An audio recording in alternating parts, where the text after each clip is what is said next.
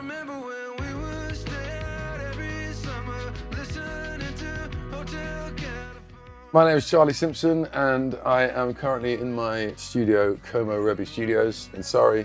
I'd always wanted to build a studio. It was one of those things that I sort of kept dreaming of in the future, and it was one of those things that I just never found the time to really knuckle down and do. And when lockdown happened, I just thought to myself, now's the time, and I'd use it as a vehicle to sort of make my own record. Today I thought we would go through my recording process.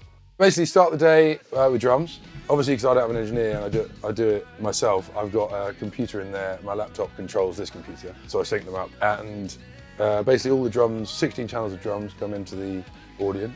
I love preamps. Audient preamps are just beautifully clean and just sound incredible. All close mic toms, got 2 Neumann overheads and a Coles mono in the middle. And then I do have a room mic, which is a ribbon mic, but because the room's not particularly big, I actually use my aux sends on the desk to send the drums through to reverb emulations and kind of create room sound. So I basically take a printed version of that drum sound, which is effectively like I am in a bigger room, but I'm not. And I treat that as if I had another echo chamber room, which isn't there, but it's great. So that's really cool and sort of a modern way to use the desk. I don't tend to put too much on the drums, a bit of compression on the kicks, that's about it. I mean, I like to keep it quite clean on the way in and then do most of the processing afterwards. So after I've done the drums and I've got them into a place that I'm happy with, I tend to move on to guitar, and I was taught this as a trick by a guy that I worked with called Colin Richardson, who's an incredible metal producer who did the first Fightstar album. I always thought usually you'd go drums and bass and then guitar, but I find that recording, getting a really nice tone on the guitars that work with the drums, just makes it much easier to sort of slot the low end of the bass in and judge what kind of bass tone you want. So I tend to always do guitars with the drums, and some people may find this sacrilege, but I don't actually own a guitar amp anymore. I have owned many. I loved playing through real heads and cabs, but I tend to do all my guitars in the box. I'll usually do heavies first. If I'm doing rock music, I'll sort of double track, quad track, and then I'll do the leady stuff afterwards, all the clean stuff.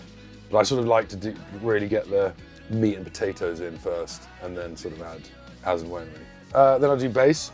It very much depends on what I'm recording, because if I'm doing my solo stuff, I tend to do a lot of the bass in synth form. So I tend to use like a Moog sub bass just to sort of bring out the note of the bass frequencies and then have bass sounds but with chordal patterns and, you know, make it really ethereal. I really like that. The synth stage when I'm doing bass is really fun because you sort of build a lovely layer that sort of grounds the whole song, and then you can add stuff on top later. But I find with bass that it depends on what I'm recording. If it's the rocket stuff, I'll use a bass guitar, but otherwise I'll use a synth. I feel like you can have a lot of experimentation with synths that you can't obviously do with an acoustic bass, so that's really fun to play around with.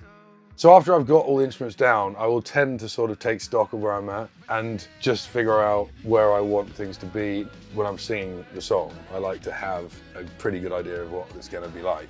I find it's nice to sort of do a pre-mix and then I'll start vocals. I use the SM7, I record it in there.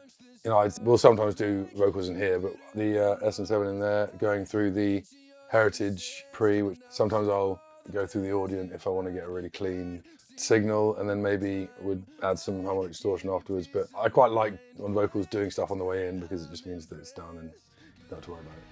I've comped my own vocals for a while, and what I look for when I'm comping vocals is just bits of uniqueness to that phrasing or the way that that vocal sits. You could sing it 100 times, try and sing it again, and it's the thing that you can't sing again. And it's those things that I try and piece together. So just to make the most natural, real sounding vocal. I love comping vocals. It's something, you tell the story of the song through the vocal. You know? So the first part of the mixing process for me is always to get the drums where I want to get them.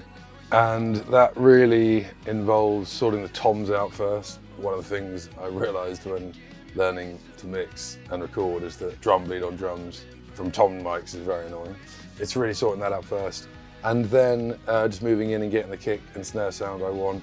The biggest trick that I learnt, and my favourite thing to do with drums, is to parallel compress. Having something slammed through a compressor, as well as having the clean signal, is magic. It's a really effective technique.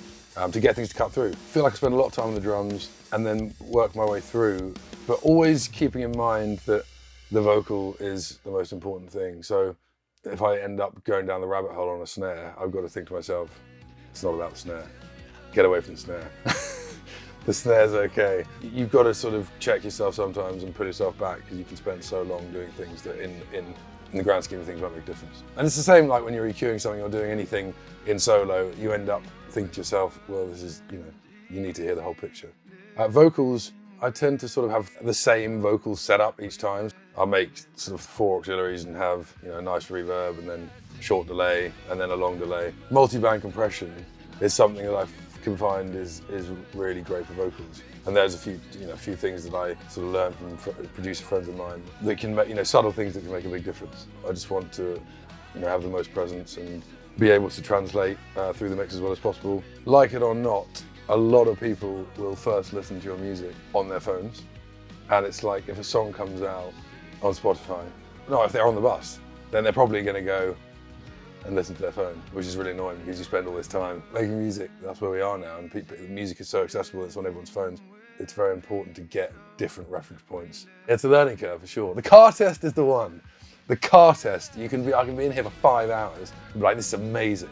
And I'm like, this is horrible when I go to my car. To be honest, I don't really have a set formula until I hear it, do you know what I mean? Like, I'll just keep going until I think, that sounds awesome. I don't really approach the mixing process or the recording process with a particularly scientific view, because I just feel like I don't want to be hindered by that. I just go until I like the sound of it. There are basic things that I will adhere to, but generally I just like to just keep going, and then when I'm like, that sounds awesome, I'm done.